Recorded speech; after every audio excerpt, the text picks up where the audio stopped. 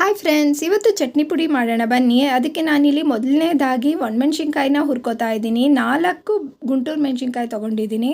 ನೀವು ಅರ್ಧ ಬ್ಯಾಡ್ಗೆ ಹಾಗೂ ಅರ್ಧ ಗುಂಟೂರನ್ನ ಹಾಕ್ಕೋಬೋದು.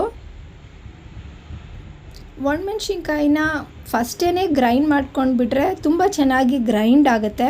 ಹಾಗೆ ಕ್ರಿಸ್ಪಿದ್ದಾಗ ಮಿಕ್ಸಿ ಜಾರ್ಗೆ ಹಾಕ್ಕೋಬೇಕು. ಉದ್ದಿದ ತಕ್ಷಣವೇ ಹಾಕ್ಕೋಬಾರ್ದು. ಸ್ವಲ್ಪ ಉಪ್ಪು ಹಾಕ್ಕೊಂಡು ಗ್ರೈಂಡ್ ಮಾಡ್ಕೊಳ್ಳೋದ್ರಿಂದ ಚೆನ್ನಾಗಿ ಗ್ರೈಂಡ್ ಆಗುತ್ತೆ. ಹಾಗೆ ಮಿಕ್ಸಿ ಜಾರಿನ ಮುಚ್ಚಳ ತೆಗೆದಾಗ ನಿಮಗೆ ಘಾಟ್ ಹೊಡೆಯೋದಿಲ್ಲ ಆ ಖಾರದ್ದು.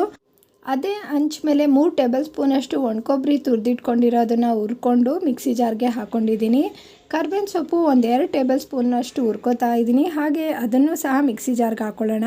ಒಂದು 100 ಗ್ರಾಮ್ನಷ್ಟು ಅಗಸೆ ಬೀಜನ ತೊಗೊಂಡಿದ್ದೀನಿ ನಾನಿಲ್ಲಿ. ಇದು ತುಂಬ ಉರಿಯೋ ಅವಶ್ಯಕತೆ ಇಲ್ಲ, ಸ್ವಲ್ಪ ಬೆಚ್ಚಗಾದರೆ ಸಾಕು. ಇದು ಬೇಗನೆ ಆಗಿಬಿಡುತ್ತೆ ಬೆಚ್ಚಗೆ. ನೋಡಿ ಚಟಪಟ ಅಂತ ಇದೆ. ಇಷ್ಟು ಹುರ್ಕೊಂಡ್ರೆ ಸಾಕು. ಅದೇ ಹಂಚ ಮೇಲೆ ಬಿಟ್ಬಿಟ್ರೆ ಬೇಗನೆ ಸೀದೋಗ್ಬಿಡುತ್ತೆ. ಹಾಗೆ ರುಚಿ ಕೂಡ ಕೆಟ್ಟೋಗುತ್ತೆ.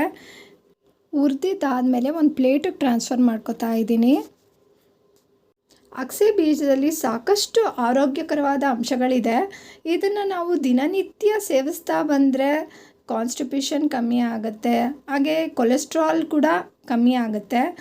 ಇದರಲ್ಲಿ ಬ್ಯೂಟಿ ಬೆನಿಫಿಟ್ಸ್ ಕೂಡ ತುಂಬಾ ಇದೆ. ಹೇರ್ ಪ್ಯಾಕಾಗಿ ಹಾಕ್ಕೋಬೋದು, ಫೇಸ್ ಪ್ಯಾಕಿಗೆ ಯೂಸ್ ಮಾಡ್ಬೋದು.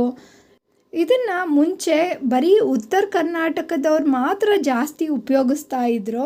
ಈಗ ಎಲ್ಲ ಕಡೆ ಲಭ್ಯ. ಅದರಿಂದ ಎಲ್ಲರೂ ಕೂಡ ಅದ್ರ ಬೆನಿಫಿಟ್ಸ್ನ ತಗೋತಾರೆ. ಎಲ್ಲ ಮಾಲ್ಗಳಲ್ಲಿ ಕೂಡ ಈಸಿಯಾಗಿ ಸಿಗುತ್ತೆ.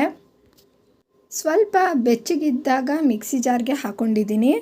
ಇಷ್ಟು ಬೆಚ್ಚಗಿದ್ದಾಗ ಗ್ರೈಂಡ್ ಮಾಡಿಕೊಂಡ್ರೆ ತುಂಬಾ ಚೆನ್ನಾಗಿ ಪುಡಿ ಆಗುತ್ತೆ.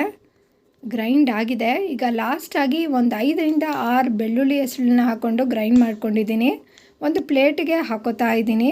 ಬೆಳ್ಳುಳ್ಳಿ ಲಾಸ್ಟಲ್ಲಿ ಹಾಕ್ಕೊಳ್ಳೋದ್ರಿಂದ ತುಂಬ ಮೆತ್ತಗೆ ಆಗಿಬಿಡಲ್ಲ ಪುಡಿ. ಅದರಿಂದ ಅದೊಂದು ಲಾಸ್ಟಲ್ಲಿ ಹಾಕ್ಕೊಂಡು ಒಂದು ರೌಂಡ್ ತಿರುಗಿಸ್ಕೊಂಡ್ರೆ ಸಾಕು. ನೋಡಿ ಎಷ್ಟು ಚೆನ್ನಾಗಿ ಪುಡಿ ಆಗಿದೆ. ಇವಾಗ ಇದನ್ನು ಒಂದು ಬಾಕ್ಸಿಗೆ ಹಾಕ್ಕೊಂಡು ಎತ್ತಿಟ್ಕೊಳ್ಳೋಣ. ನಾನು ಒಂದು ವಾರಕ್ಕಾಗೋಷ್ಟು ಪುಡಿ ಮಾತ್ರ ಮಾಡ್ಕೋತೀನಿ. ಯಾಕೆ ಅಂದರೆ ನಾವು ಜಾಸ್ತಿ ದಿನ ಸ್ಟೋರ್ ಮಾಡಿ ಅದನ್ನು ಬಳಸಿದ್ರೆ ಅದರದ್ದು ನ್ಯೂಟ್ರಿಯೆಂಟ್ಸ್ ಅಥವಾ ಪ್ರೋಟೀನ್ಸ್ ಕೂಡ ತುಂಬಾ ಕಮ್ಮಿ ಆಗಿಬಿಡತ್ತೆ.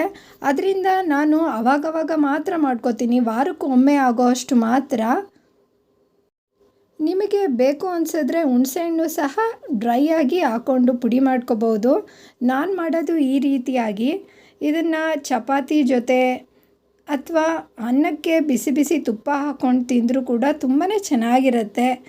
ನಾನು ಮಾಡೋದು ಈ ರೀತಿ. ನಿಮ್ಮ ಅನಿಸಿಕೆ ಅಭಿಪ್ರಾಯಗಳನ್ನ ಕಮೆಂಟ್ ಮೂಲಕ ತಿಳಿಸಿ. Thank you for watching. Bye.